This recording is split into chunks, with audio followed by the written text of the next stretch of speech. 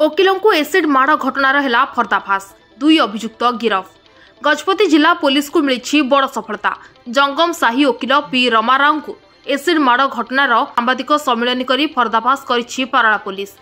सूचना अनुसार गत नवेम्बर 9 तारिख 2024 रे जंगम साही स्थित ओकिलों घर को किसी दुर्बृत्त जाई कोरियर बॉय कही ओकिल श्री राव को ऊपर एसिड माड़ कर चंपट मारी जहाँपर बार एसोसिएशन पक्षरु एने पाराला थाना रे अभियोग करा जायथिला। यह अभियोग को भित्ति करी गजपति पुलिस पक्षरु तदंत आरंभ करा जाय दुई अभियुक्तों को गिरफ करा जायछि। दुई गिरफ अभियुक्त हेले आंध्र प्रदेश विजयनगर जिला अंतर्गत ज्ञान परम्र 30 वर्षीय डी सतीश एवं अन्य जणे हेले पारलाखेमुंडी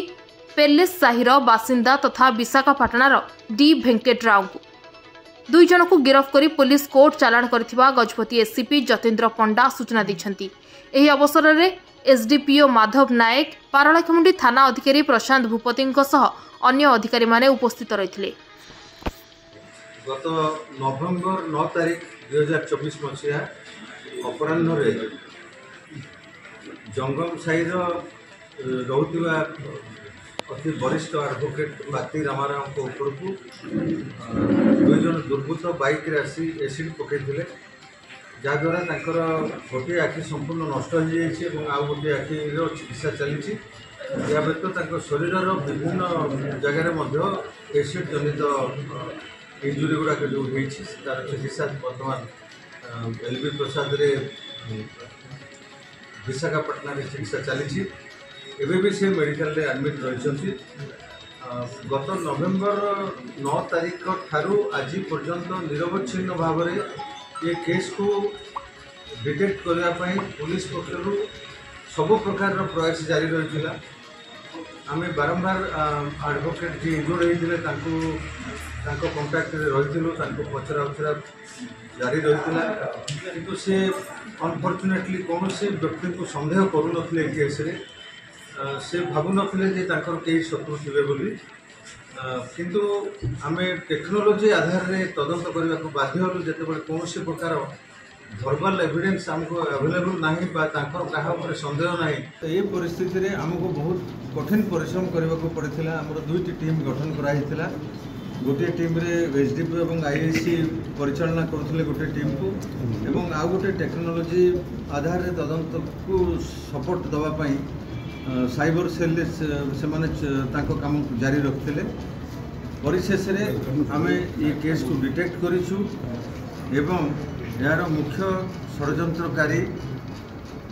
वेंकट राव को गिरफ करूँ।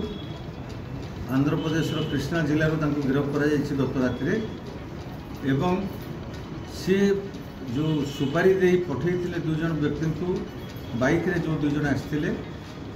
बाइक पछरे बसवा युवक जे कि एडवोकेट को ऊपर को एसिड माड़ करते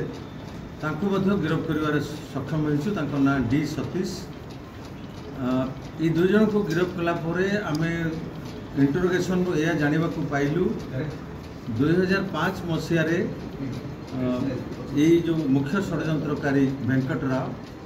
स्टेट बैंक रो मैनेजर भाव में काम करुले पाथपट्टनम एसबीआई ब्रांच रे सेठी थिला बेले से पारलाखेमुंडी जनैक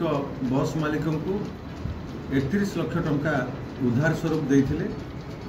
से बस मालिक गोटे बार एवं रेस्टोरेंट निजे चलैवाई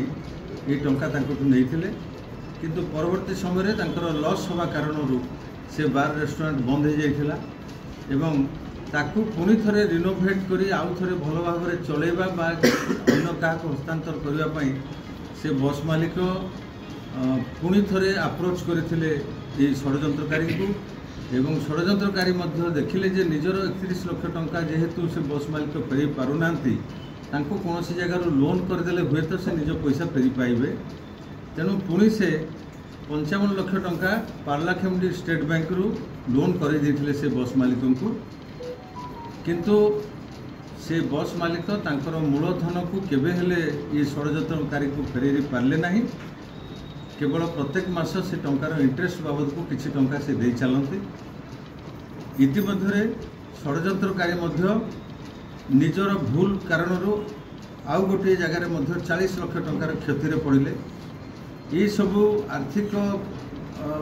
क्षति हबार जो मानसिक चाप थिला एवं पाती रामार जे जहाँ एसिड अटैक होता सी बस मालिक एवं ये वेंकट राव जे स्टेट बैंक रे मैनेजर थिले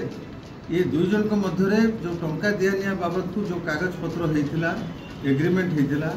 किसी पोस्ट डेटेड चेक थिला ये सबको से निज पाखे रखी जहाँ को षड्यंत्रकारी बारंबार से आने चाहूले कहीं निजर एत गुड़े लक्ष लक्ष टंका जिते बर्बाद हो जाऊँगी से टंका को से केमिति हेले पोस्ट डेटेड चेक को एनआई एक्ट जरिया आदाय करने चेष्टा करते जितेबाला सबुथिरे विफल हेले पाती रामाराव ये सब देले नहीं तो सी गोटे लेसन दवापाई ये दुई जन युवकों को भाईजाग ही एसिड सहित देकर पठे ये षड्यंत्रकारी पठेबा परे निजे षड्यंत्रकारी सहित आसीथिले एवं पार्लाखेमुंडी रे 2 थर 3 थर रेखी करी पाती रामाराव को घर को से देखते एवं कौ ढंगरे कौ भली स्टाइल रे एसिड फिंजिबे कौन करेंगे से बाबद बतई देते एकॉर्डिंगली से माने 2 जन युवक एसिड सहित ये रही गोटे फरेन लिकर दुकान सामने से माने बियर पीते बियर पीला परे से जो टीन कंटेनर बियर सेटा पी सारा पर देहरे से माने एसिड को भर्ती करते एवं पाती रामाराव पाखु कौन पार्सल आसी डेलीवरी बॉय डाकुची बोली कही डाकी सी जिते द्वार मुह को आसी से एसिड पकईले तेबे आम ये घटना संपूर्ण भाव में सफलतार सहित केस को डिटेक्ट करा जाइछि।